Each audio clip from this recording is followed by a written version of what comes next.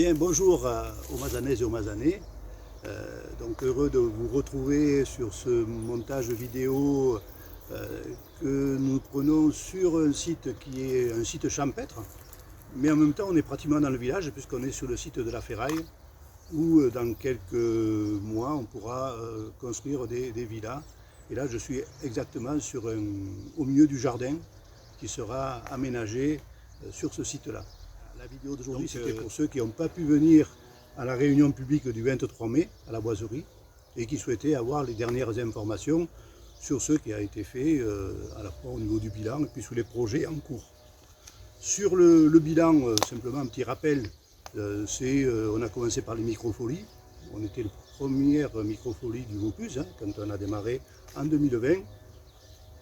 Ensuite, on a modifié le marché hebdomadaire, on l'a mis le mercredi. Et c'est vrai qu'aujourd'hui, c'est un marché qui fonctionne très bien, puisqu'actuellement, il y a aux alentours de 10 à 11 à 12 commerçants qui viennent tous les mercredis matins. On a également un programme culturel et festif qui s'est mis en place au cours de l'année 2021-2022.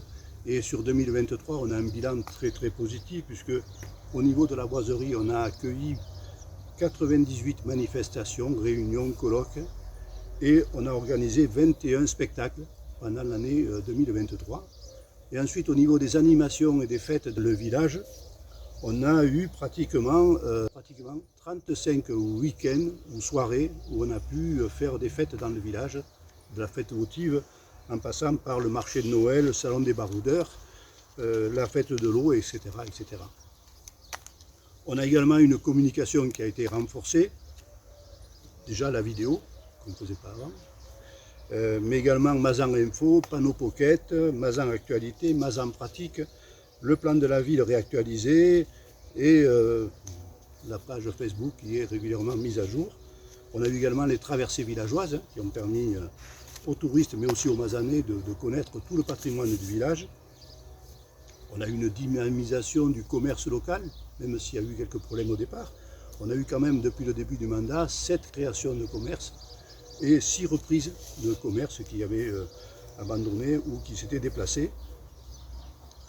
On a donc un nouveau poste de police, logique pour un village de 6400 habitants. On a également un nouvel office du tourisme sur la place du 11 novembre. On a également un parking de covoiturage sur la route de Montbaron. Donc il y a eu pas mal d'opérations importantes sur le village.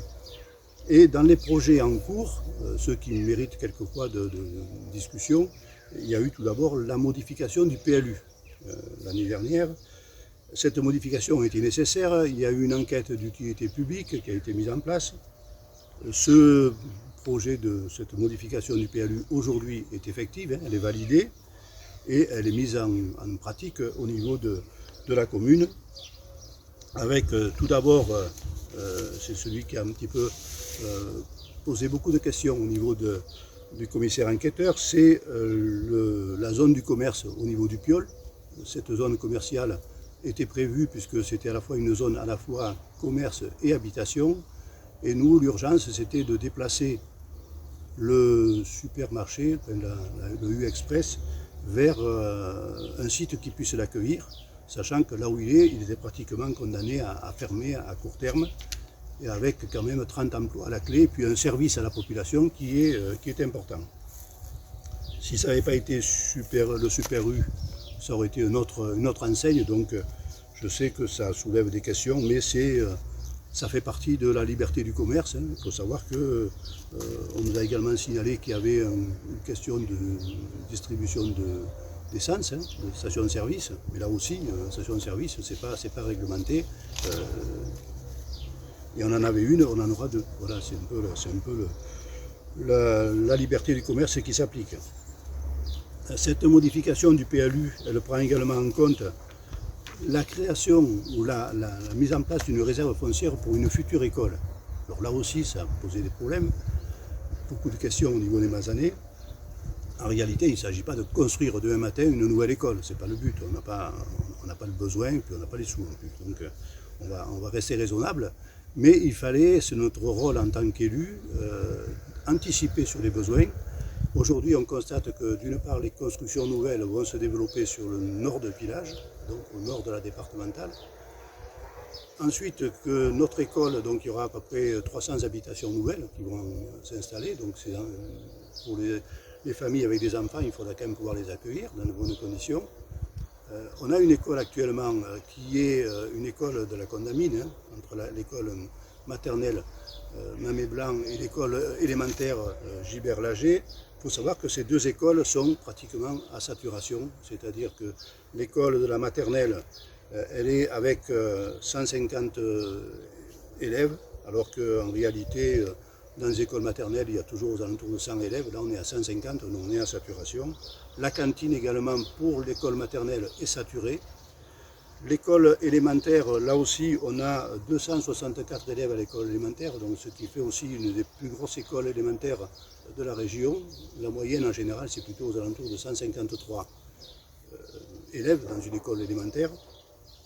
Donc, de l'avis des enseignants, de nos agents qui font le périscolaire comme des parents, on arrive à un moment donné où il faudrait arriver à trouver une solution quand la population va s'agrandir pour accueillir les nouveaux arrivants, les nouveaux élèves dans d'autres conditions. Voilà pourquoi on a fait cette réserve foncière, mais on aurait pu ne rien faire. On aurait pu faire la politique de l'autruche. On aurait pu se dire ben on va rester comme ça et on passera la patate chaude de l'école à nos successeurs. On a préféré prendre les devants, faire la réserve foncière. Donc j'ai décidé d'anticiper sur cette réserve foncière. Et puis il y a le lotissement des terrasses de Mazan aussi, qui a été pas mal discuté. C'est un lotissement, il faut savoir que c'est le terrain où nous sommes ici aujourd'hui. Hein. C'est un terrain qui en 2010 a fait l'objet de la part de nos prédécesseurs d'une demande auprès de l'EPF d'acheter des terrains pour construire des maisons. L'EPF a acheté. Quand nous sommes arrivés en 2020, donc il y avait 10 ans que l'EPF avait commencé le portage, l'EPF nous a dit, ben écoutez, maintenant, il faudrait quand même se prendre une décision, parce que ça fait 10 ans qu'il n'y a aucun opérateur qui veut prendre en charge l'aménagement de ce quartier. Donc on a cherché de notre côté, c'est vrai que c'était très compliqué par rapport notamment à la loi sur l'eau.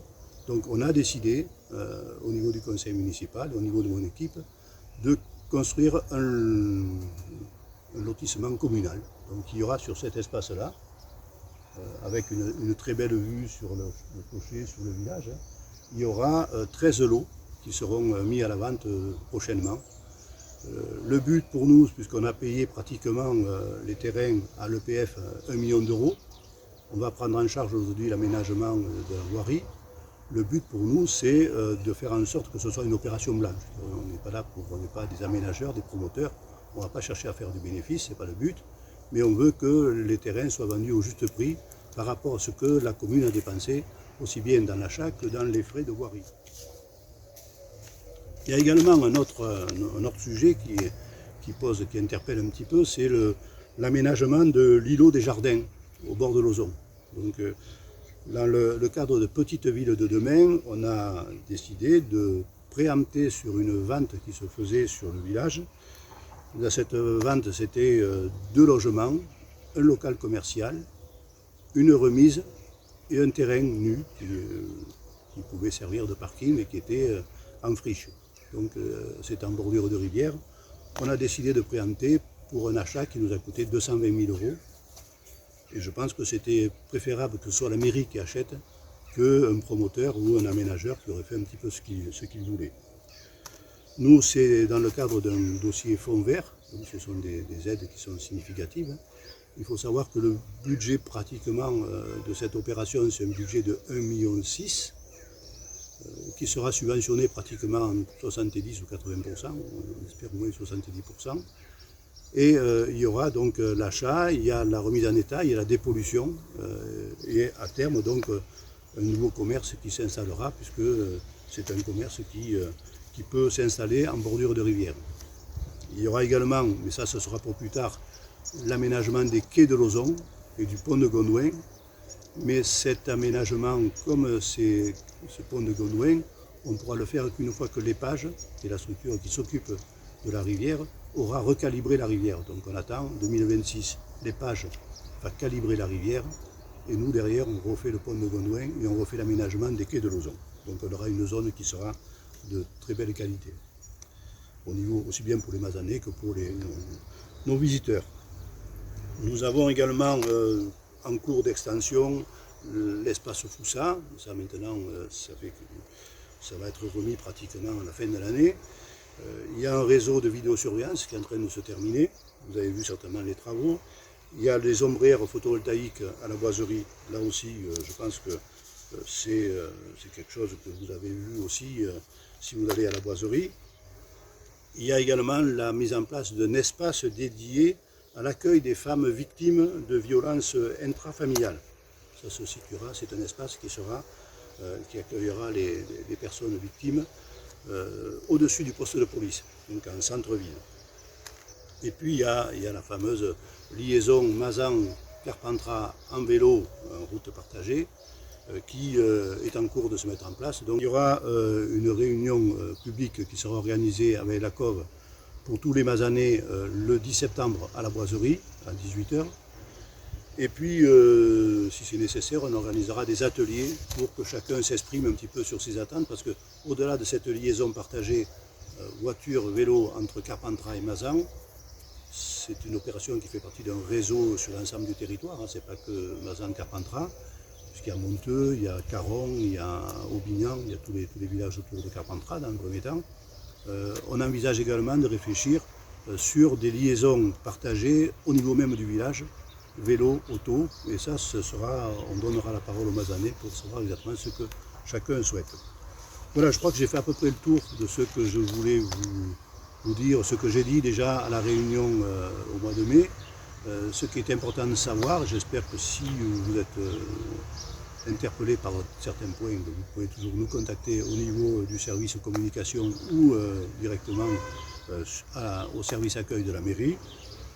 Et puis, je vous souhaite à tous de belles vacances.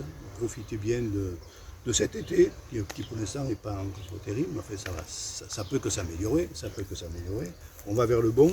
Et puis de profiter de toutes les fêtes que nous organisons cet été. Il y a pas mal de manifestations, que ça va des nocturnes, à des spectacles et à la fête votive.